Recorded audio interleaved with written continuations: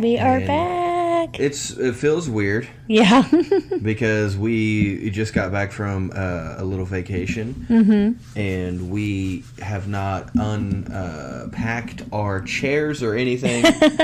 So we're going back to our roots. We're doing the podcast like we did one of our first episodes where we just laid in bed with a microphone in between us. Yep. And did the podcast. But now I have my own microphone, thanks to our lovely people. Yeah, it's very loud because you can just keep touching it and I'm moving sorry. it. How about this? It's fine. It's okay. It's down here that you keep touching it and moving it. Well, I gotta hang on to it. Well, look at me. I'm not doing nothing mine.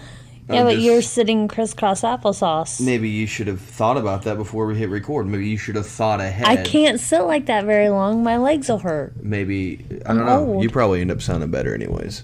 So it probably sounded like it was too far away. Anyway, so here we are in the blessed studios. Being very professional as always, obviously. We're good at that. Wanted to, right up front, apologize for the lapse in episodes. Yeah, we suck. No, we don't. That's the thing, is that we don't. We just don't let things get to us. We take things as they come. Everybody that listens to this podcast knows and understands that one of the most important things to us is mental health. And that's what we've been focusing on. Yes. So it wasn't that we didn't want to do the show. It wasn't that we didn't want to sit down and talk about things that are going on. It's just that a lot of the things that have been going on recently in our life are very personal. They're things that we needed to work through on our own. We're still working through on our own. Mm-hmm. And just felt like, this podcast is very honest. It's very open. We talk about what's on our mind. We talk about what's going on in our lives and everything. And the things that are happening currently are things that we don't really want to talk about. So It felt like it was probably just easier not to do a podcast for us just to say, you know what? Good headspace for it, yeah. Yeah, so instead we kind of took a little bit of a step back. We focused on some other things, and then we went ahead and took a little family vacation to the most magical place in all of existence, which is Disney World, of course. Yes. So we'll talk about that here in a little bit. We'll talk about where we're going, of course. The last time we did a podcast, we had just got back from Michigan. Oh, yeah. So maybe that's what it is. Maybe we're just like, we don't want to do a podcast until we've done something significant. That was the last time we did a podcast? Yeah, because I wanted to talk about what we had started on that current week with the kids. And you're like, hold on, we'll wait until next week.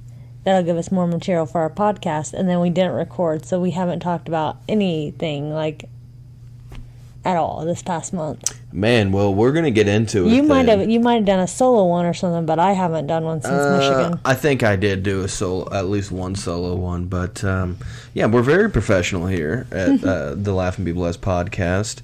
And speaking of professional, Chia is a professional nurse, and I'm a professional comedian. Yeah. Let me tell you where I'm going to be. Mark your calendars. Jake could be coming to a town near you. I always like springing really weird things on you like that because you were looking. I was like, she's a professional nurse. I was like, what are we going to talk about? You're like, what do you even mean? So we are currently recording this on October 11th, which is a Monday. So this coming up Friday, which is October 15th, I will be doing a private event for a wedding, and it is a very special wedding, of course. We're really excited to go. Chia is actually going to make the trip with me. Yeah. And we are going to be at the wedding of the daughter of a good friend of ours who does all the music for this podcast. I will be performing at that wedding, so we're honored to be there. We're very excited about this. That's one of the cool things about comedy is, there's just this whole family now that we're just friends with and that we care about and they care about us just because of doing comedy.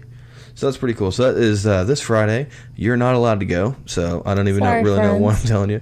The 16th, though, this is going to be a super fun show. Oh, yeah. On the 16th, I'm going to be doing really my first show in my hometown. I did a private show there before, but this is my first public show in my hometown. So I'm going to be in Spencer, Indiana, October 16th. It's going to be, I believe, I'm trying to look to see. I think we're starting the show at 7. It's in my calendar at 6, but I think that's not right. So I feel like it is. Here, I got it pulled up now. Okay. So it is at 7 o'clock. It's going to be at Right on Cue Barbecue, which is right across from Bab's Super Value. Yeah. So it is a food truck lot. But here's the cool thing: is that they're good friends of ours, Carl and Wendy, and they have a delicious food truck. It's so good. Yeah, one of my favorite places to eat. So we're going to do a comedy show there, but they have Hoosier Bar and Grill is going to be setting up a beer garden. There's going to be some other food vendors there, and we're going to set up a stage. And about 7 o'clock, we're going to start the show, and we've got my buddy Grant Volkmar is going to be there. We've got John Chester's going to be there playing some hilarious, amazing music. Tyson Cox will be there, who's one of my favorite comedians locally. And then A.J. Wilkerson, who's a good buddy of mine from Gainesville, Florida. He just moved to Kansas City, but A.J. Wilkerson's going to make the drive up for the show. And A.J. opens on the road for Jason Mewes from Jay and Silent Bob. So really excited that he's going to be a part of the show. And then, of course, I'll close the show out. So there's going to be October 16th. Here's the deal. There's going to be a lot of people there. Yeah. We've already had a bunch of people. I don't know why I said punch. I don't know, because I don't even know like what would go with that. Plentiful people. There's a bunch of people. There's a bunch of people who have already said that they're going to be there. So bring your own chairs, because we're probably going to run out of chairs. So bring some lawn chairs. Come out. It's a free show. I will be selling some stuff at the show, and we will be taking up tips, of course, because we want to pay all these people, these comedians that are coming and doing this for us. So.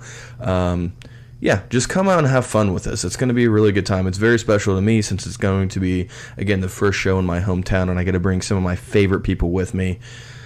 Very, very excited about this. So that is this October 16th, which is from this recording. That's going to be this Saturday in Spencer. And then on the 17th, I will be at Hoppy Wobbles. Again, like most Sundays, I'm not there every Sunday. That's the thing. Yeah, that I'm not there. You weren't there yesterday. I book the shows. I find some of my favorite comedians, and then half the time I can't make it. But this one I will be at, because A.J. Wilkerson, who's going to be on the show on the 16th, is also going to be headlining Hoppy Wobbles on the 17th. So AJ's going to be there headlining. Then we've got Craig Ewing from Louisville is actually going to be on the show, which is I'm really excited about. Craig runs a lot of really cool shows in Louisville, so I'm really excited to have him up featuring for us. And then our guest is John Hickok. And John Hickok, if you know anything about guns or like guns or watch any kind of like YouTube videos about guns, you know who John Hickok is. He is Hickok 45 is a YouTube show that he does with his dad, where they talk just all about guns. It's very, very famous YouTube channel. And John's a great guy, great comedian, so I'm really excited that he's going to make the drive up for this. So that's going to be October 17th at Hoppy Wobbles Pub. The show's going to start at 6 o'clock, and then there is an open mic that'll be after the show. Usually we start that around 8 o'clock or so. And the open mic is perfect for anyone who's been thinking about doing stand-up comedy, who just wants to come watch comics just work out material either way.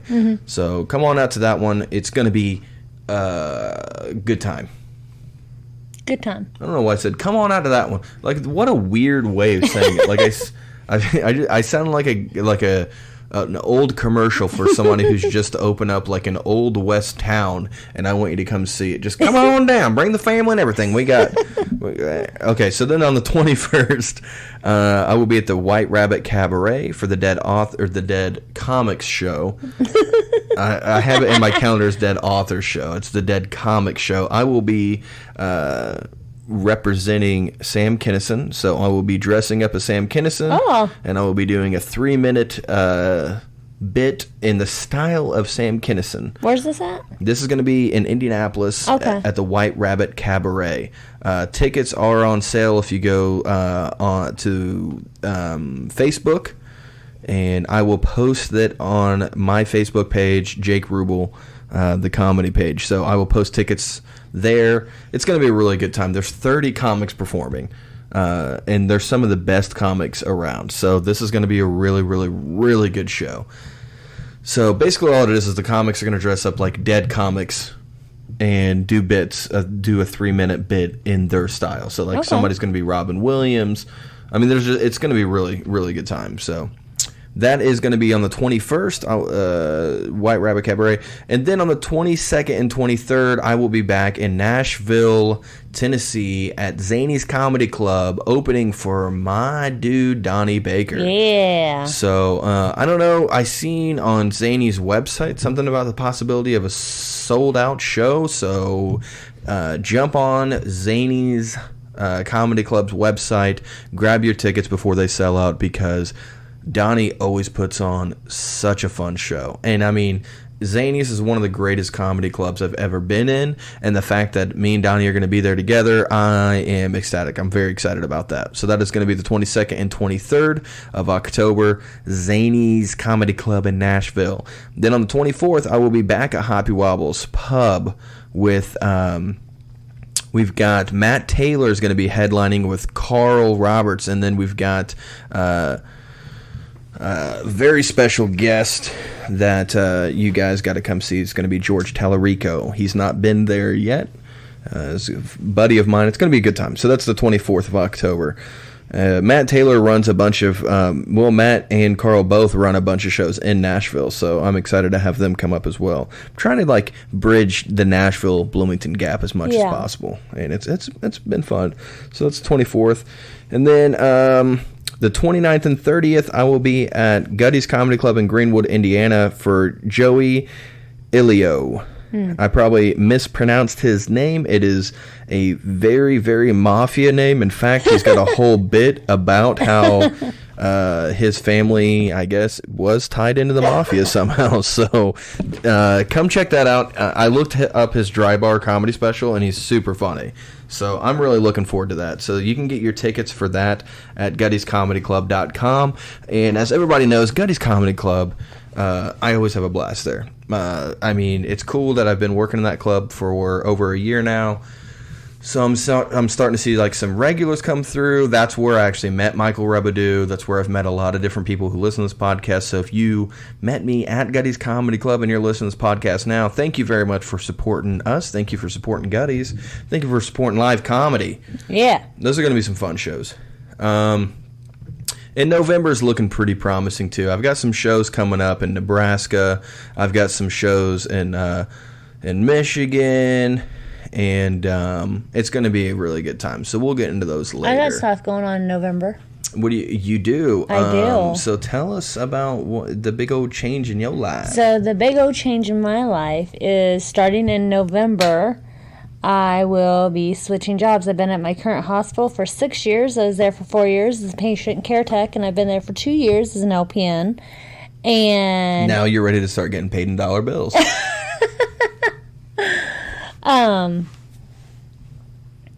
So I am. There was such a long pause, and it was in such a weird place. It was because something happened on the computer that Chia pointed to, but it was in such a weird place because I just made a joke.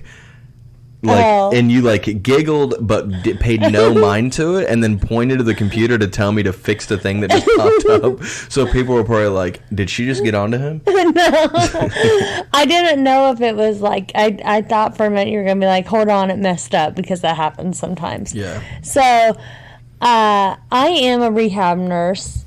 And when I say rehab, I mean like physical therapy, occupational speech therapy, not like drug rehab.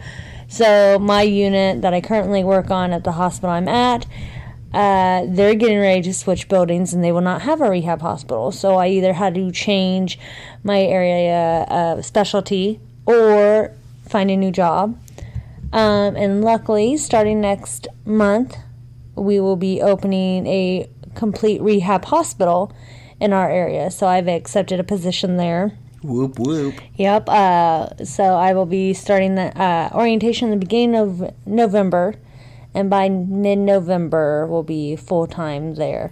Yeah. And it's exciting and scary. It's not too scary because a lot of my team members are going with me. Yeah, which I think is like really good for the transition. And Yeah, it's a brand new hospital, so. No, I'm excited about it. I think it's definitely time for a change in our life. So I think that this is going to be great for all of us. I'm excited for you. I'm proud of you. I'll be sad. You've been doing great. I'll miss a lot of the people I've worked with at my current hospital.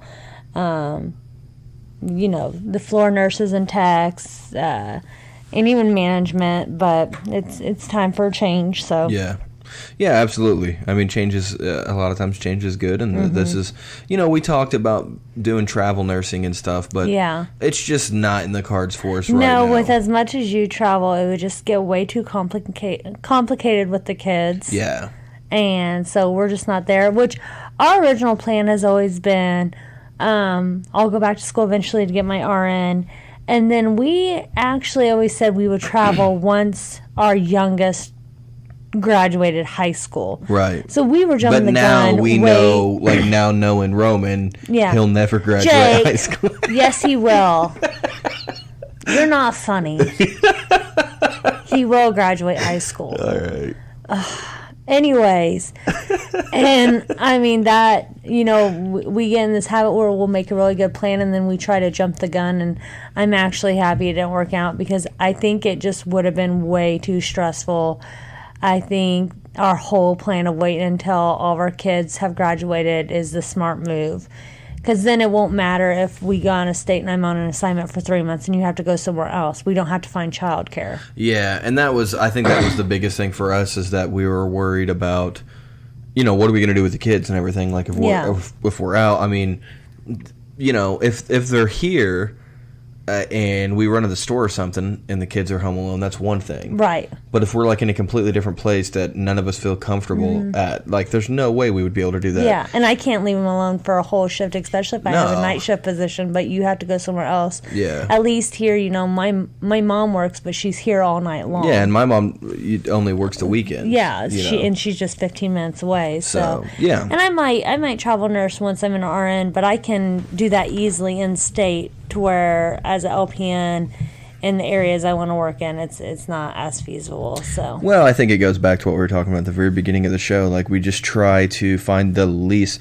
There's a very, very hilarious comedian, but also just a really great guy named Moody that I just worked with at Gutty's. Yeah. And he's got a thing about... and I don't think I'm giving away like a bit or anything, because it's actually it's very, very good. Talking about how him and his wife take LSD. The least stressful decision. Direction? I don't know. I probably just butchered his whole thing. But no, the whole thing about it is that, like, try to find the route that has the least amount of stress, and that's what we've been trying to do. So yeah, our goal was to do travel nursing, and was, we were really, really wanting to go to Nashville. Yeah. And but that's just not. It's just not going to happen right now, which is totally fine, because I've been going to Nashville a lot. It's only a 4-hour drive. It's really not that bad. Now, As a matter of fact, next week I'm going to a writing group in Nashville on a Monday. I'm just driving down for the writers group. After the writers group, if I have time, I might check out Zany's New Material Mondays, and then I'll turn around and come back home. Yeah. I mean, that's the thing, is that it's, and then the end of that, I don't know if it's the end of that week or the next week, I'm driving back to Nashville.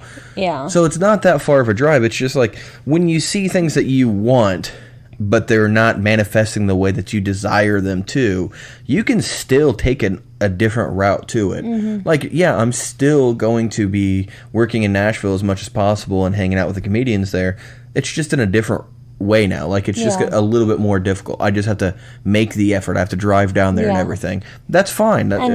I mean, for me, it would be great, but at the same time, I've been a nurse for 2 years. You're considered a baby nurse for at least the first 3 years. Right. And because of the pandemic, I have not got to enjoy nursing or my specialty. So I started in October of 2019, and by the time I was done with orientation and getting on my feet, I had a few months where I was like, oh, I really like rehab. And every once in a while I'd get floated to the med-surg unit, but not very often. I usually got to stay on my unit. And I was really getting into learning more about being a rehab nurse. Right. And then the pandemic hit, and everything started to change. For a while, my unit was shut down, and I was on a med-surg unit for a few months. And then my unit opened back up, but it only opened up to half capacity, and then we also had med-surg units. And then we got rid of rehab patients altogether, and it was just med-surg, and then it shut down again, and I was floated somewhere else. And it has been this back and forth and this complete uncertainty to where if I go to the rehab hospital, no matter what, I'm going to have rehab patients. Yeah. There's going to be no, okay, well, you're a med-surg nurse this week, or, we got to use you as a tech this week or something. I am going to stay a rehab nurse, and I need that consistency for a while. Yeah, no, I mean, definitely. I think it's time for you to start, really enjoying your job. Yeah, I would like to really enjoy it. So I think that's completely fine. That's okay. Yeah, I'm excited. So, I just, it's been so long since we've done this. I'm sitting here thinking, okay, so the last time we talked to y'all, we had just came back from Michigan. And that was Labor Day, the week of Labor Day. So, the day of Labor Day, we had a nice lazy day. But after that, we started this journey that we are still trying very hard to get on a good schedule with. We started homeschooling our kids. Which anyone who listens to this podcast and knows us knows, that's the dumbest idea ever. Why would you let the most laid-back people in the world try to homeschool? Because it's just just go do some work. So our reasoning was originally because of the travel nursing. Well, it was that, and because, unfortunately, the school keeps going, back and forth where they're open and then they're closed because of COVID, and then open and then closed. I mean, even this year, the school system our kids go to, they never shut the school, as of right now, they haven't shut the school down completely, but many kids were quarantined multiple times for just contact tracing. Yeah. Because they originally weren't mandating the mask. Well, now they're mandating the mask, and I'm all for that. I'm okay with that. It's the inconsistency that I have a problem with. And they would do things my daughter's in middle school, so she could have been quarantined, but the boy's not. And I'm like, well, that makes absolutely no sense. Yeah, because they're coming home to her. Right. So it was just going to be a headache. So we decided, at least for now, we're just going to homeschool, which it really hasn't been that bad. No, and we found a really great online program. Yeah. So we've been doing the homeschooling, and the issue is that it's I don't think that we found our groove yet. We were talking tonight, maybe it wouldn't be a bad idea, because we're not doing schooling the way that the school does. It's not like we're doing 6 to 8 hours a day every day. So we're only doing a couple days a week, 4 to 6 hours maybe. But we were talking maybe it wouldn't be a bad idea for Monday to be Roman school day, Tuesday to be hold or something, switch it up a little bit to where maybe they're not all trying to do it all at the same time, because that's what makes it hard for us sometimes. Yeah, because we're bouncing between them. Yeah, and I understand that teachers have 20, 30 kids in their class and everything, but we have 3 kids in 3 different grades doing 3 different projects at the same time. So it's trying to figure all of that out and maneuver that is where it's kind of getting oh, okay, well, hold on a second. And there's some things like with math, that's a chia subject. Yeah. I'm not going to do the math at all. I've never been good at it. I understand my weaknesses. Math is one of them, unless it's geometry, which is weird. It's not weird.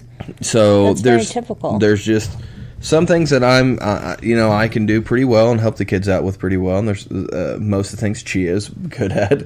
So yeah, it's just trying to find this balance. But it's another thing to where we're trying to find the least stressful situation, and not just for us, but for our kids as well.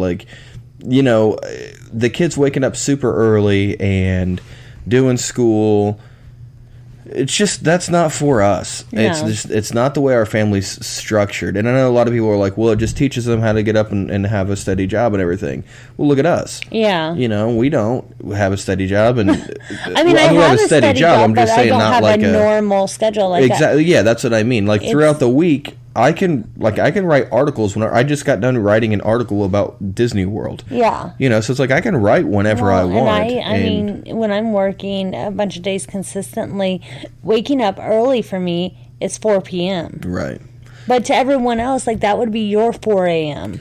Yeah, so I'm just saying a normal like working on like a normal schedule. It just isn't really in the cards for us, which is why homeschooling is working great, because some days it might be 10 o'clock in the morning. But here's the other thing, is it's showing the responsibility of our kids, because there's days that Jasmine will get up at like 6 or 7 o'clock in the morning because she went to sleep early. She'll just come in here and she'll get her computer and she'll just start doing her schoolwork by herself. Yeah. And that's great, you know, because she tells me, well, I just wanted to get my schoolwork done out of the way so I can focus on other stuff for the rest of the day. I'm fine with that. As long as you get done what you need to get done. I don't care how it's getting done. As long as your grades are good and your assignments are turned in on time and everything, fine. Right. Do it however you want. So it's kind of working out. But then that's another cool thing, is it's like it's teaching her a different type of responsibility. It's teaching her that, oh, if I get my work done soon, I don't have to worry about it. Yeah. Because the moment that she realized, oh, wait, if I do all my schoolwork in one day, I don't have to do school for the rest of the week. And I'm like, no. If you get it all done in one day. You still have to break it up, because they have to have 180 days of school. Yeah, I'm just saying, though, like... Yeah. She's like, well, if I just get all my schoolwork done, and I'm like, well, I mean, technically, yeah. Yeah. We can figure other stuff out. So, because we haven't even been able to do, like, music appreciation or anything like that yet. I mean, we did one day of it when you weren't here, but that was it. Oh, I see. You tried to steal mine. No, I told you we were doing Les Mis. You don't tell me nothing. Well, it was that very first week, because after we started homeschool, so we got back on a, 1, 2 o'clock in the morning on a Sunday from Michigan. Did a family thing Sunday night, Monday lazy day. We started homeschooling, and then that Wednesday, either Wednesday or Thursday, Jake left for Missouri. No, not Minneapolis. Missouri. Minnesota. That's what I was thinking. Yeah, Minnesota. Yeah. So he had a run of shows in Minnesota. So that was... And you didn't get back till the following Saturday from that. Right, yeah. So, we don't have a normal life. So if people are like, why are you doing this? Shut up. We're doing whatever you want. But, yeah, so I will say this, though. Here's one thing that I have gotten some messages about from some people. Why are you so excited? Because it's a very exciting thing. Okay.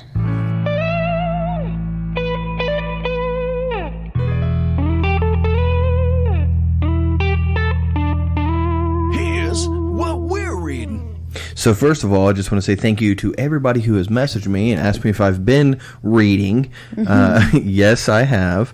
Luckily, I've been reading. And I wouldn't say I'm catching up to Chia, but I'm definitely not nearly as far behind. You're catching up. So I think the last book that I talked about on here, I believe, was A Load of Hooey by Bob Odenkirk. Yeah. I think that was the last book that I talked about. Since then, I've read 2, 3, 4, 5, 6, 7, 8, 9, 10 books. So I'm at 26 books for the year, which means I'm actually 3 books ahead of schedule, because I'm supposed to read 30 books this year. I'm at 26 right now. Nice. The books that I read one book was called Homeland, which is Forgotten Realms, the Dark Elf Trilogy, #1, Legend of Drizzt, #1, by R.A. Salvatore.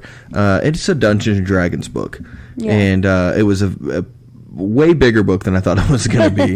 It took me a while to read it, and it was okay. I thought I was going to like it a lot more than I did. It took me a long time to actually get into this book. Once I did get into it, it was pretty decent, but I don't know. There was just something about it that it never fully pulled me in. Like, it never pulled me into the world like I wanted it to. I was kind of hoping that this book would pull me into, like, the D&D world more. And it really didn't. Like, not really that much. It's cool now that I know a little bit more of the history of, like, Dark Elves and stuff like that.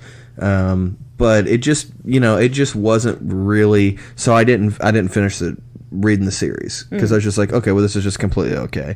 So after that, I read a book by Paul Strathern about Socrates. That was pretty interesting, and learned a lot about Socrates that I didn't know before, or as some of us call him, Socrates. So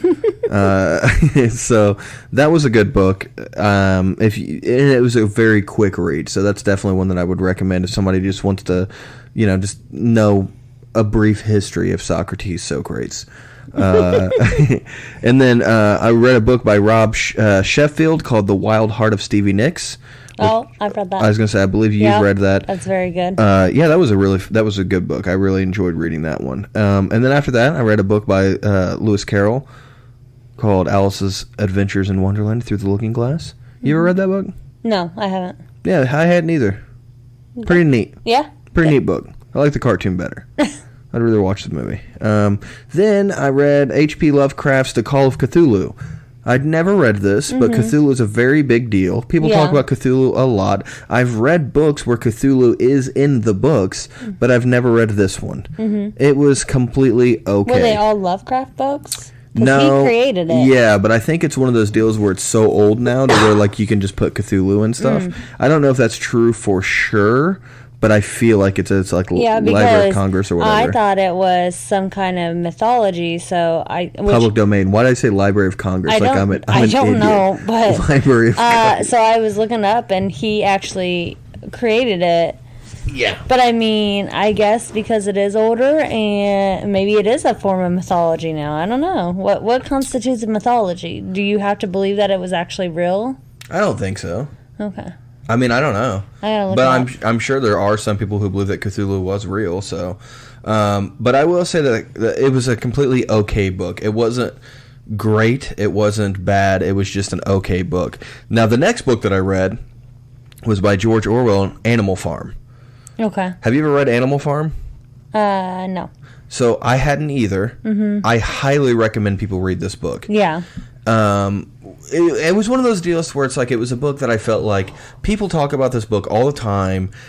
People are always like, "Oh, you got to read this book," and like in high schools they make people read it and stuff. So I was just kind of like, I don't know.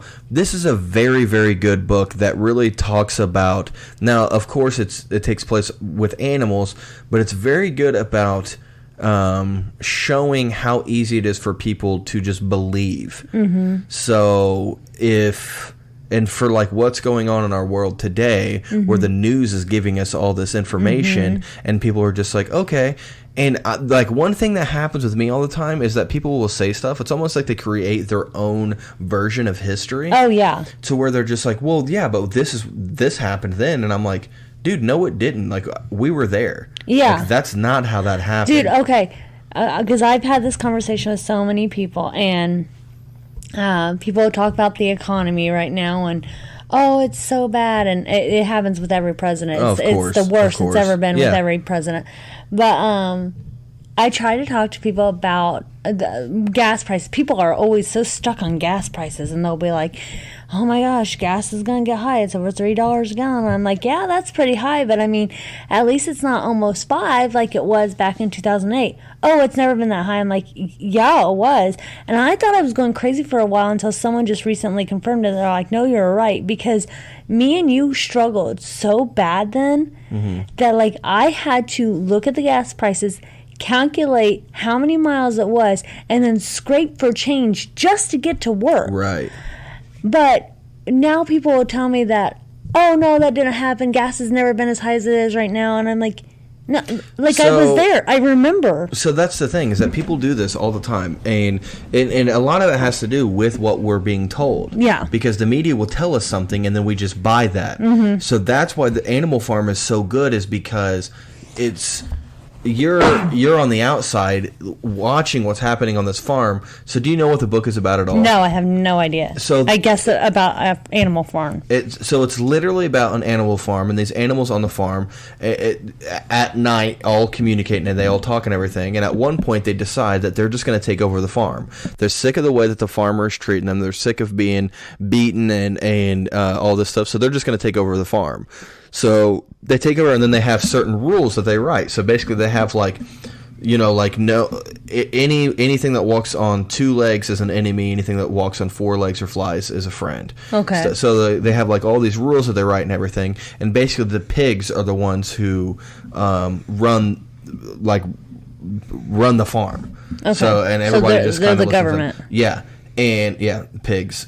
Which I'm wondering if that's where that came from. I don't know. Huh. So anyways, as the story unfolds, they begin to change stuff. They're like, oh, well, Well, this happened then. Mm-hmm. And even though the animals lived through the thing that they're telling them, they tweak it just enough to where it seems like, oh, well, maybe I'm just misremembering if they're telling me that. That's what I thought with the gas thing. So this is a very good book that people, I think that right now, people should really, really read it, which the government's been doing this forever. Oh, yeah. All governments, not just our government. No, all governments always do this kind of stuff. But I just think it's a really good book for people to read. It's, isn't that a form of gaslighting? Is that what that's called? I think gaslighting is basically where you're saying like, you're like, that never happened. Yeah. Exactly. Or you're looking at that the wrong way, or you remember that wrong. Yeah, the government gaslights people constantly. So Animal Farm, highly recommend people read this book. Man, it was very eye-opening. I really enjoyed every single bit of this book. So then I read The Tales of Beetle the Bard. Okay. So I need to. So for anyone who doesn't know, this takes place in the world of Harry Potter. It's like their nursery rhymes, basically, for the wizards. It was a fun little quick read. It was fun. So then I read Laurel Canyon, The Inside Story of Rock and Roll's Legendary Neighborhood. So do you know about Laurel Canyon? This is where like tons of famous people have lived, but also where tons of horrible things have happened. So Laurel Canyon was... Oh, wait, is that where Sharon Stone lived? No. Not Sharon Stone. I know what you're saying, but yes. Ooh. Tate. Sharon Tate. I do that a lot. Sorry, Sharon Stone. I didn't mean to do that. Well, and I didn't realize this, so... Yeah, that happened. The Manson murders, that took place there. The Manson family hung out in Laurel Canyon all the time. All these musicians pretty much knew who they were. But like the Mamas and the Papas lived there. Members of the Eagles lived there. Everyone lived there at one point in time. Like Frank Zappa. Like tons of people lived in Laurel Canyon. And then it's kind of like the Hollywood Hills are now. Yeah, it's definitely different now. But so anyways... Also, do you know about the Wonderland murders? You ever heard about this? No. So I watched a movie years ago, and I don't really remember a whole lot of the movie, but I think it's just called Wonderland, and it stars Val Kilmer as John Holmes. Okay. Do you know who John Holmes is? No. John Holmes, very famous porn star. Okay. He, I believe Boogie Nights was loosely based on his life. Okay. And so he was extremely well known back in the day. He was like the first like famous porn star, I believe. And he was involved in murders in Wonderland. Like he was a part of it. So the movie's really good. It's actually a super good movie because Val Kilmer's in it. And I don't care what anyone says, I love Val Kilmer. Oh, I love him. So, but yeah, talked a little bit about that. I hear if you like mention his name enough, he does a cameo on your show. I know, that's what Psych told us. All right, so moving on. After that, I read a Western called Sackett by Louis L'Amour, which is part of the Sackett's series. Okay. This is the 8th book in the series. I had no idea it was number 8. But you can read it as you can read it however you want. Yeah, the Sackett's. So it was a really good book. I like Louis L'Amour a lot. I love books like that like are part of a series that you can read them as a standalone, because lots of times I might read like the 5th or 6th or 13th book, and I'm like, wait, there's more of these? Yeah. And so then I'll start from the beginning. Well, also, I like whenever you accidentally do it, and then they like bring up something from a previous book, and you're like, oh, that you've read. Like it's like Stephen King's really good about just peppering in stuff every now and then. Like I remember one of the first times that happened with me was when I was reading the Tommyknockers. Yeah. It's spoiler alert for anyone who's not read the Tommyknockers. I'm about to spoil a very good part for me, at least, whenever I read it. So skip ahead if you don't want to hear the spoiler. Okay, here it comes. In Tommyknockers, at one point, they're driving into town, and since they've been so close to, I don't want to spoil it too much, but since they've been so close to something that's going on, their heads are not right, basically, and they're hallucinating a lot, and they're kind of sick, and they're driving into town, and one of them looks out the window, and in a sewage drain thinks that they see a clown waving at them, and they're like, "Oh yeah, I'm definitely loopy because of all this stuff." Oh. And I just remember reading that, and I was like, "What?" Yeah. And then in a couple of the books, the Walking Dude appears, like in multiple books. I've seen him appear.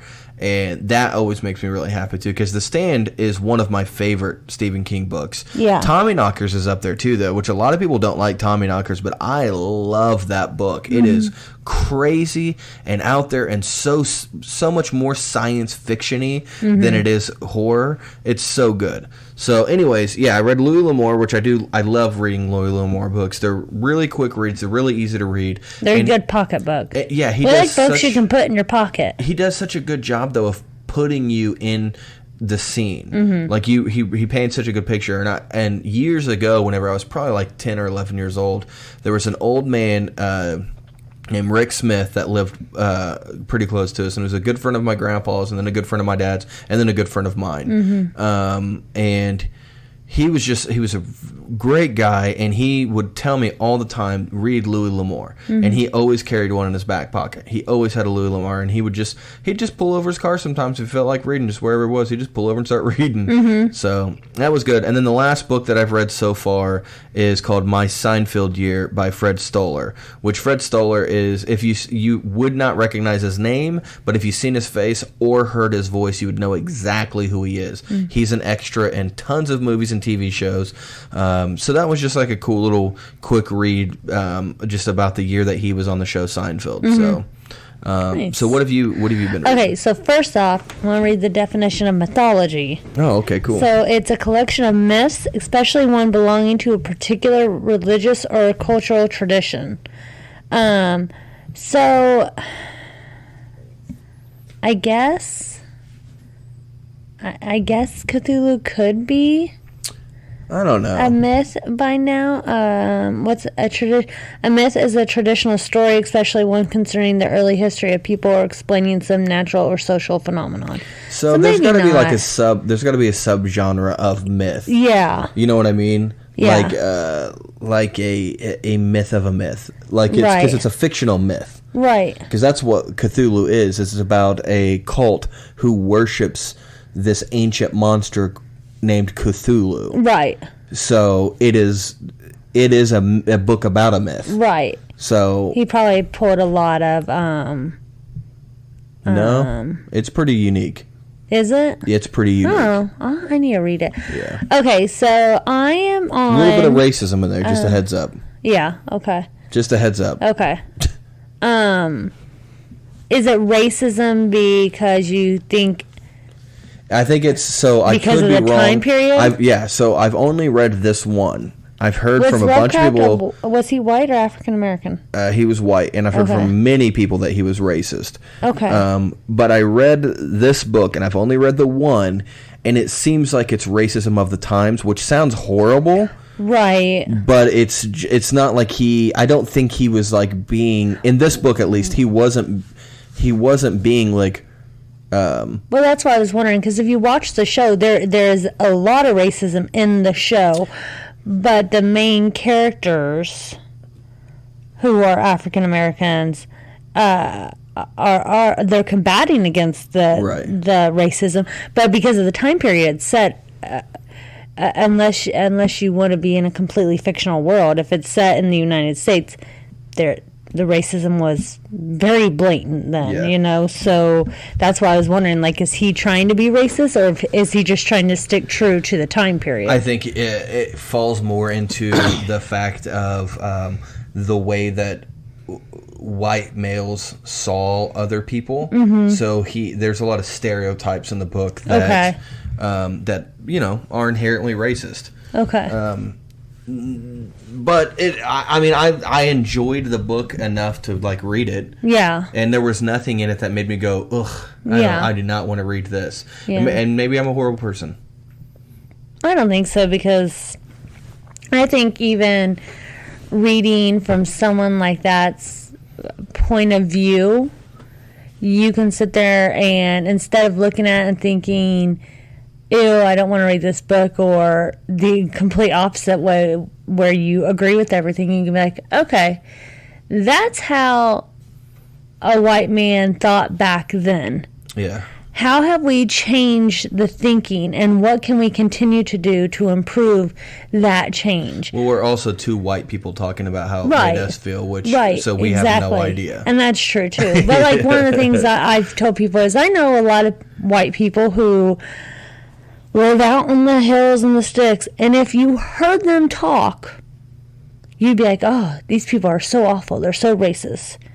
But yet I've seen them around different people of color, and they've never treated them bad, never said anything bad about those people. And I'm like, are you racist, or are you just repeating the speech patterns you have heard throughout your life? And how do you break that? Unfortunately, though, I don't see a difference. Yeah. I feel like that if you have to put up that barrier and say, well, if somebody who is different than me is not around, I'm comfortable saying these things. That's true. But if they're around, I won't say because I don't want to offend. It's like, well, just don't say it then. Right. And that's true. If you think that's going to offend them if they're here, just don't say it. Mm-hmm. Change your speech patterns. But that's now. what I'm saying is learning to kind of point that out. Like, if it, being able to say, hey, if that makes you uncomfortable to say around those people, yeah, maybe. Don't you think you should be uncomfortable saying it when they're not around? Right. So, I don't know. That's just my way of thinking. No, I think because I think what it comes down, like for me personally, what I think about whenever I think about that situation is my dad. Mm-hmm. My dad had a lot of black friends. Yeah. But my dad also said a lot of things that would be deemed racist. Yeah. And it's like, but then if you'd bring it up to him, be like, well, my black friends think it's funny, and it's like. Yeah, but they don't speak for everyone. Right, exactly. And not only that, but if you feel the need to justify what you're saying, don't say it then. Right. Like, if you have to defend what you're saying, it's easier just not to say that thing. It's like, if it's taboo to say in front of certain people, it's taboo. Yeah. Regardless. But again, we're two white people sitting in our bedroom talking about this thing now. But I think... because we are white, we can talk about how we think white people should change the way they talk. Yeah. That's where I'm coming from. I'm coming from someone who's like, if that makes me feel icky saying it to someone, I ain't going to say it behind their back. Right. And I don't understand other people's way of thinking. We always get way off topic on things. It's weird. Yeah. Anyways, so. I don't know if we're going to have time to talk about Disney World. We always do this. We do. All right, so I am on, my goal was 15. I'm on book 29. Or no, I've read 29. So I can't remember the last ones I've talked about. I feel like I talked about Restaurant at the End of the Universe, which was the second Hitchhiker's Guide to the Galaxy book. Mm-hmm. So I have finished Harry Potter and the Prisoner of Azkaban, which is the third Harry Potter book. This is my second run through of the series. And then I just finished Life, the Universe, and Everything, which is the third book in the Hitchhiker's Guide to the Galaxy. There's 5 books, so the next one I'll start is So Long and Thanks for All the Fish. I used to hate the idea of having more than one book, but if I have different versions, it's fine. Like, I can have one physical book I read, one audiobook, and one ebook, and I'm okay. So I haven't started So Long and Thanks for All the Fish, which will be my physical book, but I'm currently listening to Harry Potter and the Goblet of Fire, and the only books I like that are ebooks are those smut romance novels. So I started another one of that. It's called Porn literature. Chick porn. Yeah. It's called Playing with Fire. It's by Lexi Ryan, who was the author of the other smut books I like. I like her. That's fine. Nice. Yeah, good. Support it. Support that form of art. So that's really all I've got. You always get so detailed into your books, and I'm like, I read this book. It was good. Well, I think we're okay with you not getting detailed into your smut book. It's like we don't need. We try to keep this as family friendly as possible. I think we're good. Well, I mean, I don't feel the need to really get into the Harry Potter books, because if you don't know what Harry Potter is at this point, I just don't know how to help you. I mean, I guess that's true. And the Hitchhiker's Guide to the Galaxy books, I don't even know how to explain them. Honestly, they're so kooky and off the wall that I don't know. Well, they're amazing. They are. Is what they are. Lots of aliens. Now, as you get further in the books, not only is there space travel, but there's time travel, and it's great. I love it. Well, I didn't know there was time travel. Well, thanks a lot. Well, you probably wouldn't know if you had gone anywhere in the second book, which you left out in the rain, so I have to order a new one. I still maintain you left it out. I did not let's leave take a it moment out. to thank our Patreon supporters. Yeah.